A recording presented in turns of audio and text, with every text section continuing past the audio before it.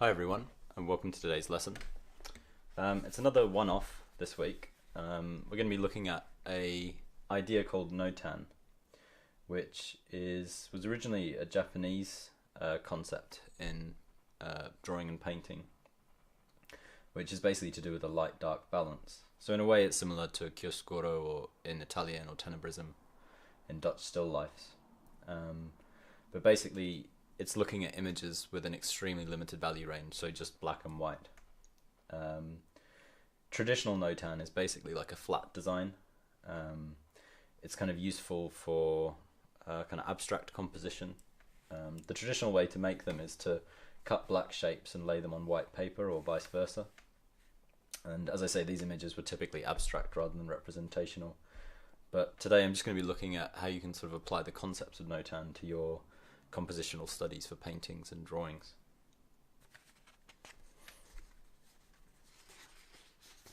Just get my next set of notes. So you can have a go at traditional Nōtan. I've got a little explanation of how you go about doing it in the text below, or the text attached to this video. But essentially you place positive and negative shapes next to each other with the edges touching, and you create a pattern, a shadow image and a blanket image. So all you need is white paper, black paper, scissors and a pencil. You can kind of lightly sketch out the shapes and then cut them out and assemble them. And you can reorganize them. So part of the interesting thing compositionally is the ability to shift the placement of an object or a shape in the page and look at how that affects the overall composition. Even in an abstract setting, this will help you think about composition in representational drawing and painting. You can make the shapes more representational if you like as well, so you could cut out things that look like trees, people or animals, and shift them around the page and see how it affects the composition. But ultimately it's a useful exercise, and this exercise that I'm going to be doing today is useful in making you think about the very kind of foundational design that underlies even representational paintings. So I've got two paintings by Sargent here. One with a couple, I think it's from his Venetian set. So there's a lady rocking back on her chair and a man smoking a cigarette or a pipe or something like that. I faded them both out in Photoshop before I printed them, because I'm going to be working over the top and just reaffirming the placement of the dark shapes so that we can get an idea of what the kind of underlying composition is. I'll put the original paintings on the blog and the OCAD site as well, just so that you guys can see what they look like originally, because it's not super clear here. The second piece is a portrait of three sisters, which I think is in England, hanging somewhere. I'm not sure which collection, but slightly different sort of image. People again, so I'll be looking at, there's this large kind of dark mass at the top, and the three girls form this very unified shape that kind of emerges up into the darkness. So even though they're three different people, they merge together compositionally, but we'll be looking at that when we actually start painting over the top of it. So it's a useful thing to do, because even though you have this kind of, when you look at a scene, you have loads of information, you have color and value, kind of infinite gradations, and loads of detail. Ultimately, the first thing that your viewer sees is that initial statement of light and dark, placement of the shapes. That's your kind of underlying composition. That's the thing that we see first. So being aware of this kind of concept of Nōtan, or essentially the same thing in tenebrism, will help you to kind of make stronger images, more kind of immediately powerful images that are well balanced.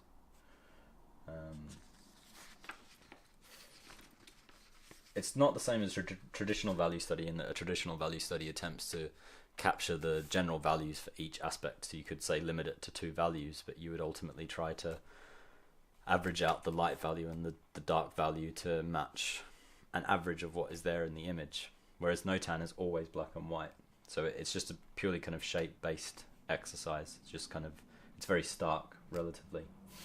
I've got a few examples beyond this in the document as well that kind of show different types of Nōtan studies. The way that I'm going to be doing it today, there's different ways you can do it. You can do it in pencil, or you can use pens, but I'm going to be using just some Indian ink today, and just brushing over the top because it'll be a little bit quicker. Hopefully my paper won't buckle too much. We'll see how it goes. Might actually tape it down a little bit more, just to stretch it slightly.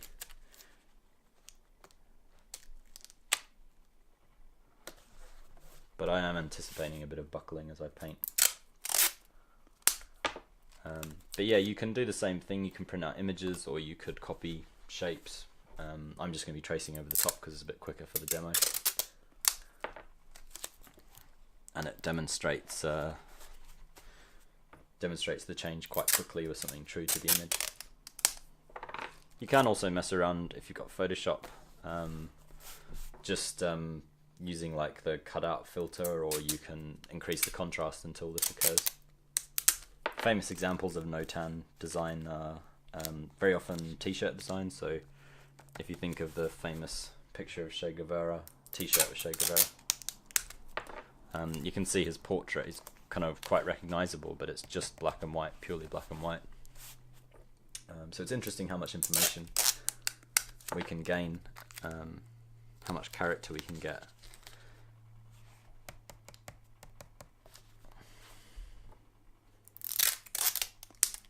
Just from a statement of black and white.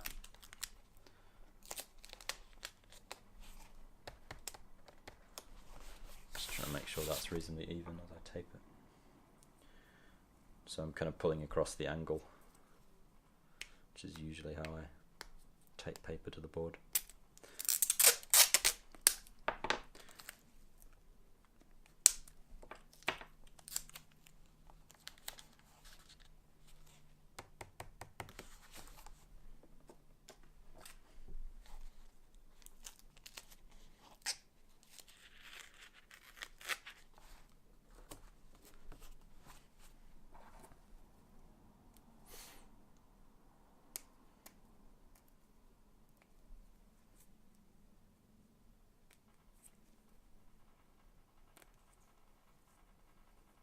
That's the end of my tape now.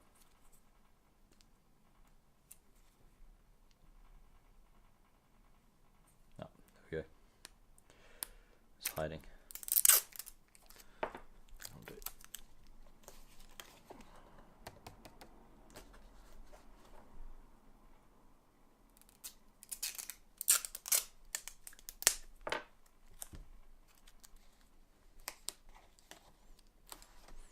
So there we go. As I say, for this one I'm using just a little, I've got a little pot of Indian ink. That's the bottle. And then I've got two different size brushes. So I've got a smaller, they're just two old oil brushes, but a smaller one for kind of going around the specific edges, and then a larger one for filling in the general larger masses of paint. I'll probably take a few layers of ink over the top, but we'll just be looking at how the composition emerges by doing this. And they're both very, very strong compositions, very interesting compositions, so looking forward to seeing how it works. But as I say, you can use pen or pencil if you find that easier. I'll begin with this, this portrait here.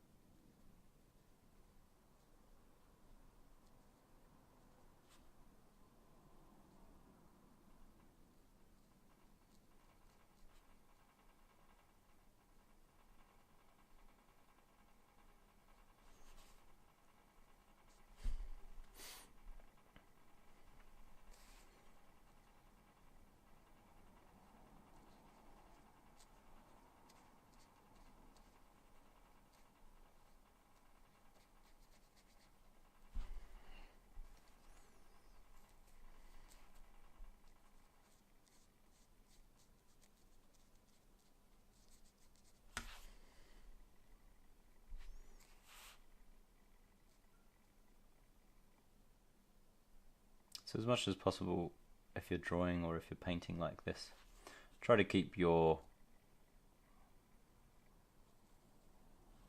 brush strokes as regular or as kind of followed through as possible. So where possible, you want to use a larger pen or brush.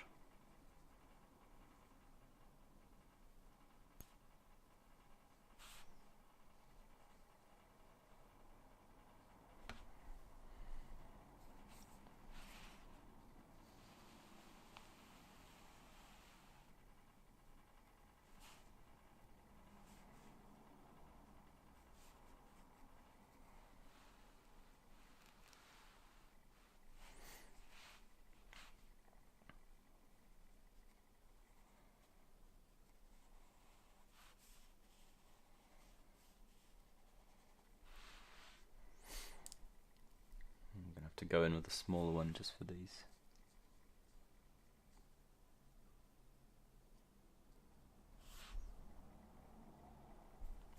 Got a little errant header. These smaller details around the hands.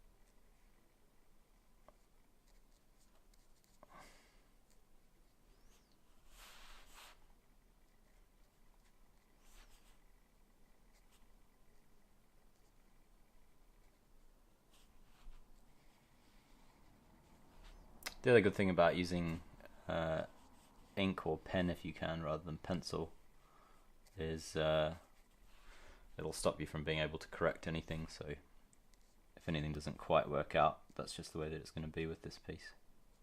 Obviously I'm just tracing over the top, so it's not particularly difficult to do. You can see just with that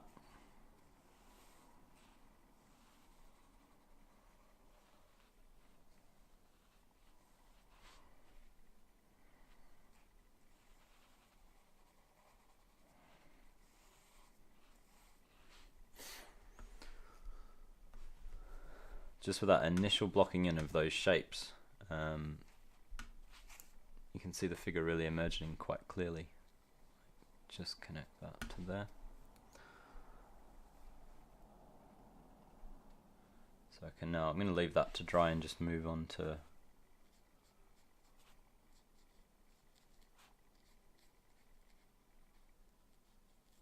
the girl's dress.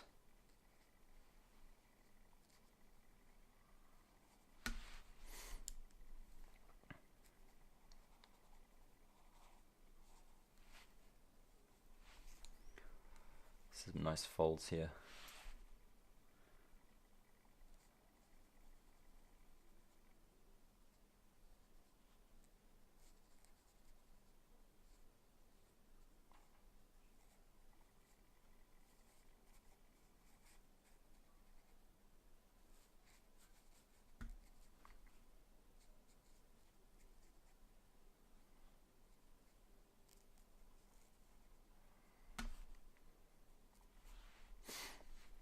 So even some of the textures are starting to come through. That reflection is really nicely, it's really nicely painted originally, so it reads quite well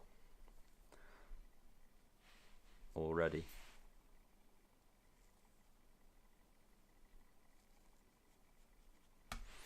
So you will find there are certain parts of whatever image you're copying or working with that perhaps could be left white or become black. So part of your decision making process is what you want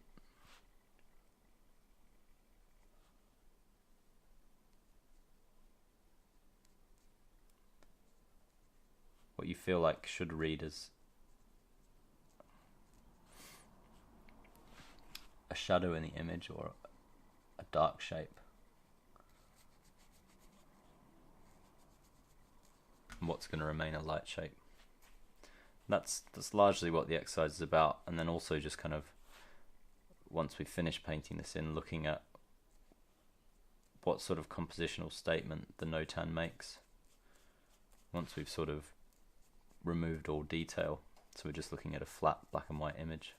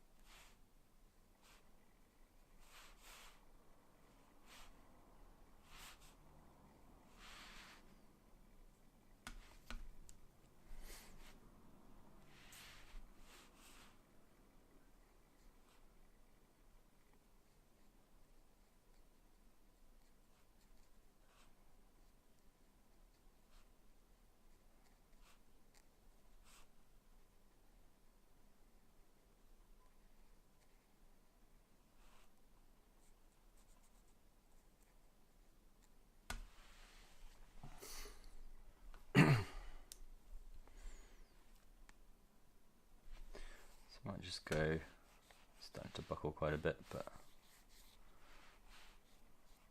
go in and even out these blacks because they've come up slightly patchier than is ideal. But hopefully you get the idea generally with this image. So basically all I've done is just gone through and decided what should be a black part of the image and what should be white. And quite quickly the whole image emerges, and quite effectively as well. So if you were to do this with your own work, it can be quite an efficient way to kind of block an image in or to test its compositional attributes.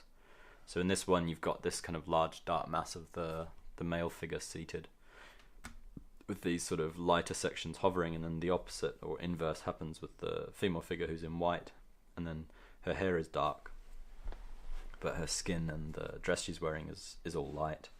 This is also a fairly light object that then is casting a dark shadow, so it's basically an inversion of the light hovering in a dark space. So in terms of negative space, we've got a light negative space within a dark mass, and then the opposite happens here. This kind of surrounding white mass has these points of darkness that are negative shapes within them, but it works really well, creates a kind of a mirroring effect, which is very nice and works really effectively, makes for a very dynamic composition. So by doing that you can see just how well that composition works. We're now going to move on to this second piece. Ooh, filled up quite a lot. So what I might do is pretty much all the top of the image up here is dark.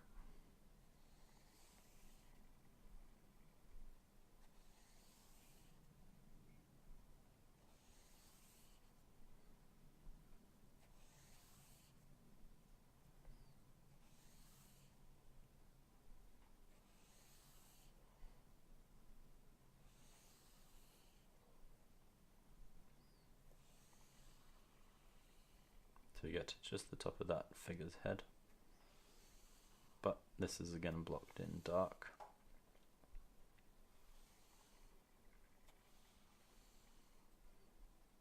Till we get to these two.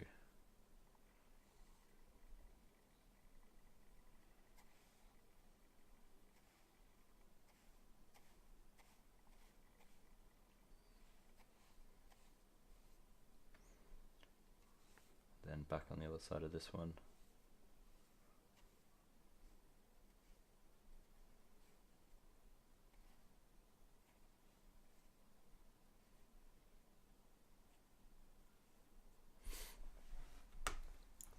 So you get this kind of, just by blocking it in that way, I've ended up with this sort of blurry approximation of the composition.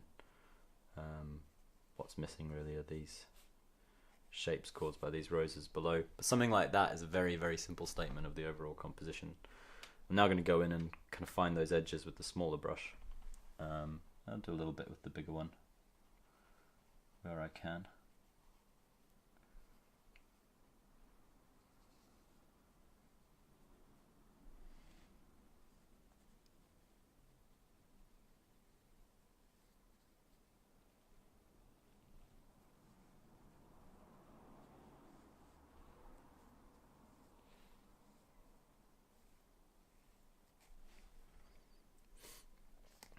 Drop that back down.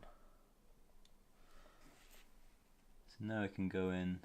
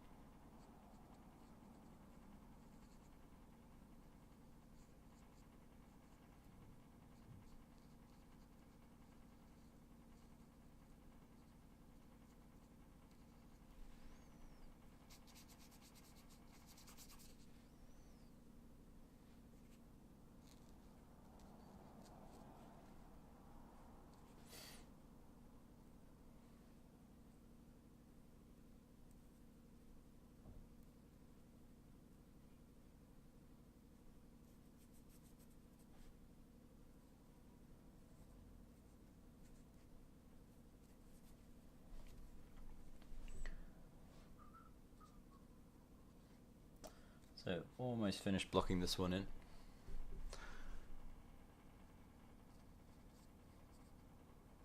Hopefully it's starting to read for you.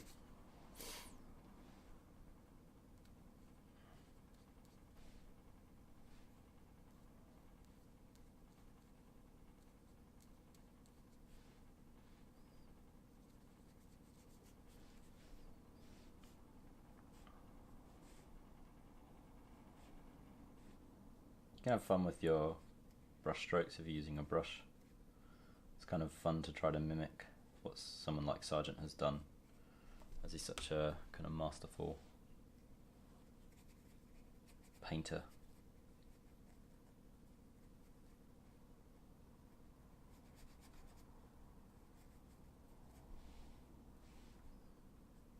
Try to avoid ever having too little paint on the brush. You don't want it to be kind of dry brushy because we want just crisp edges as much as possible. You'll notice that there's a kind of, depending on where I go over more or how much ink I had, there's a bit of a variation. And the tone, ideally you want an even tone, so that would mean either going back over it. I'm not quite sure if this is just cartridge paper, not sure if it'll tolerate going over, but if you're working on a paper more appropriate for inking, it would hopefully work a bit better for you.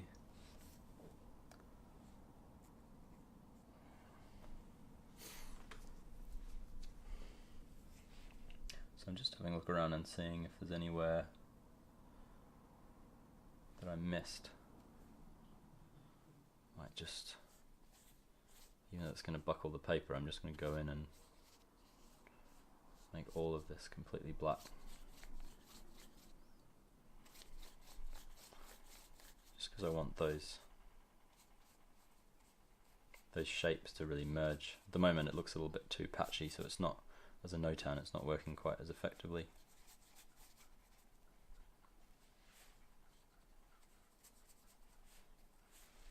Yeah, something like that's better.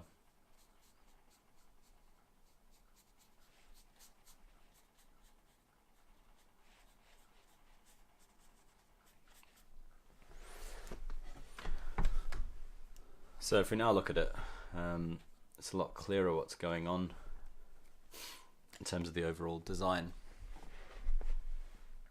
So again, it's kind of similar. You've got a large dark mass and a white mass. Not quite as inverted as much. This is more blocked in as a definite dark mass. But there are these kind of notes of slightly darker aspects, particularly down in there's these flowers, which read kind of quite abstractly at the moment, kind of coming up the right-hand edge. The figures, even though there are kind of slightly darker notes, I don't think you would want to overemphasize most of those shadows. There are a few points, possibly this one, looking back at it now, that basically guide your eye in terms of what's going on as far as the shapes are concerned within the figures. But it's interesting to try to just reduce it to something as simple as this sort of outside boundary of the darks merging into the light. But it has a nice kind of, again, a good balance. It's got this left-hand figure is kind of leaning upwards, and then it's countered by a slightly higher figure up here, which is further behind, so it pulls around.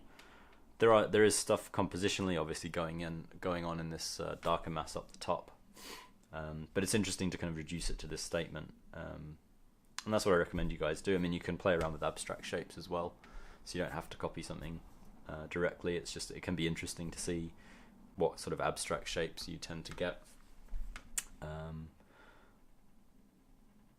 when you're messing around with them. I'm just going to see. So if you're messing around with something representational like this, I'll just try out this.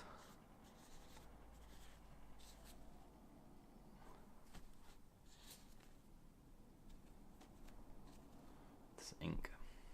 And this guy on the left as well. I mean, even something like that you can mess around with, but creates interesting a Nōtan. So ink's great for it because you can't really get that much of a